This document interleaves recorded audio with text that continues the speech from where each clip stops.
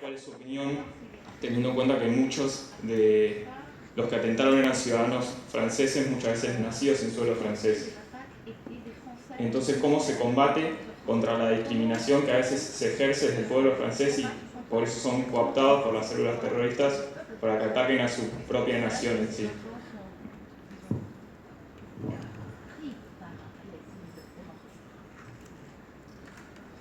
Bon, Thomas, c'est une question extrêmement difficile. Nous sommes, nous les Français, réveillés avec une partie minoritaire,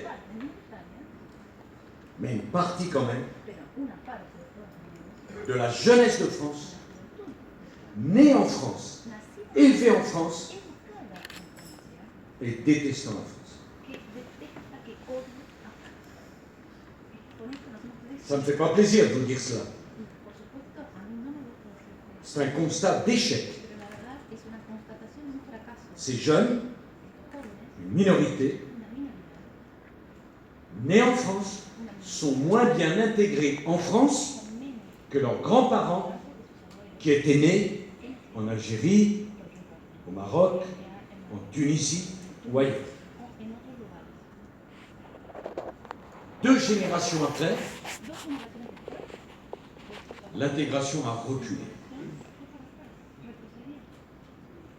Alors, on parlera des raisons après. Mais ça signifie concrètement pour nous, les démocrates, de gauche ou de droite, qu'on n'a pas simplement un ennemi de l'extérieur, on a un ennemi de l'intérieur. C'est une vérité difficile pour nous. Il ne s'agit pas simplement pour nous d'exterminer les terroristes barbares de l'État islamique, il s'agit aussi de combattre sur un front intérieur, sur des Français comme moi, qui détestent la France et qui veulent tuer d'autres Français. Nous sommes en guerre, je prends le mot, c'est une guerre qui prendra des années. Et au fond, je le disais avec mes amis quand on visitait le centre de torture en plein cœur de Buenos Aires, c'est toujours la même histoire. Est-ce que c'est la civilisation qui gagne ou est-ce que c'est les barbares? Parce que ce sont des barbares.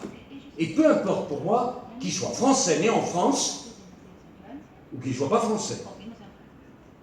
Quand on assassine des jeunes qui vont écouter un concert de musique, qu'on se met au balcon et qu'on les exécute, on est un barbare. Et être un Français, c'est un détail. Ce qui compte, c'est qu'on est un barbare. Et qu'est-ce qui va triompher, la barbarie ou la civilisation? Mais je pourrais dire la même chose de ceux qui ont démoli les Twins à New York, de ceux qui mettent des bombes à Istanbul, partout dans le monde. Donc, c'est une guerre. Et au fond, peut-être que c'est la fille de la guerre que les démocrates argentins ont menée contre des barbares qui torturaient parce qu'on était membre d'une association politique qui ne plaisait pas à la dictature, à la junte, et que c'était en soi un crime. Toujours la même chose. La démocratie ne peut pas se permettre d'être faible. C'est toujours la même chose. Quand l'homme n'a pas de contre-pouvoir, on peut attendre le pire de l'homme. C'est pour ça que la démocratie, c'est l'organisation des contre-pouvoirs. C'est jamais bon pour qui que ce soit d'avoir les pleins pouvoirs. Jamais. Je dirais même dans sa famille. Même quand on éduque ses enfants. Il faut être très modeste quand on est père ou mère. On fait ce qu'on fait. Alors pourquoi ils sont comme ça? Et Thomas dit, prononce un mot, qui est un mot fort, qui peut être juste, discrimination. J'ai Rachida Dati qui est avec moi, qui était ma ministre de la Justice. Sûr, il y a des discriminations qui existent. Mais si à chaque fois qu'on est discriminé, on va assassiner des gens,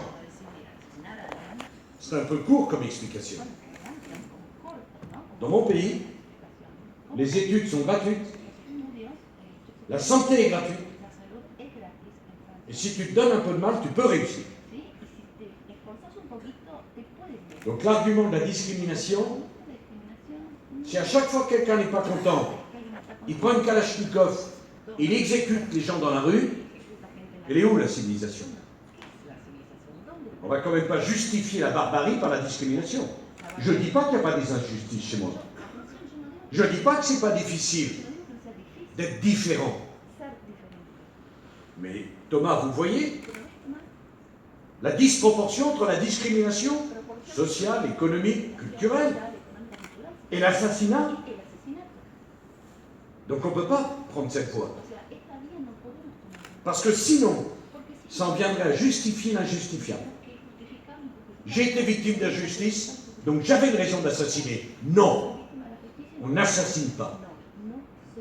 On ne se comporte pas comme un barbare, même quand on n'est pas content. Alors qu'est-ce qui s'est passé? Ce qui s'est passé de mon point de vue, je ne dis pas que j'ai raison, mon explication est assez simple. Il faut que vous compreniez la géographie européenne. Nous sommes à 12 km de l'Afrique, par le détroit de Gibraltar. Quand la Syrie s'effondre, c'est 10 millions de réfugiés qui veulent rentrer en Europe. Vous, les Argentins, vous voyez ça différemment.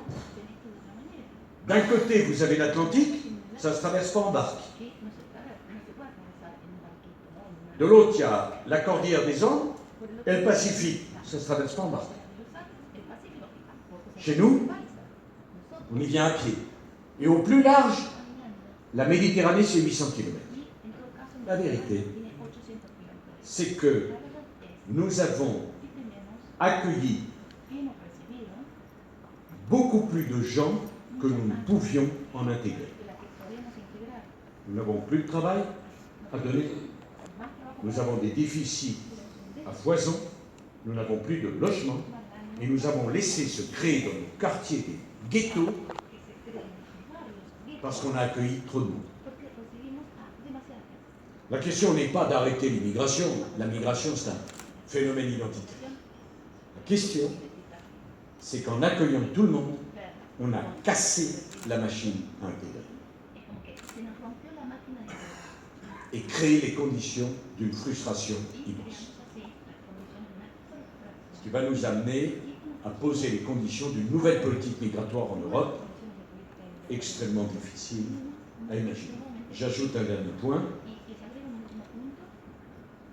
La question des religions. Et je parle à un pays qui a donné un pape.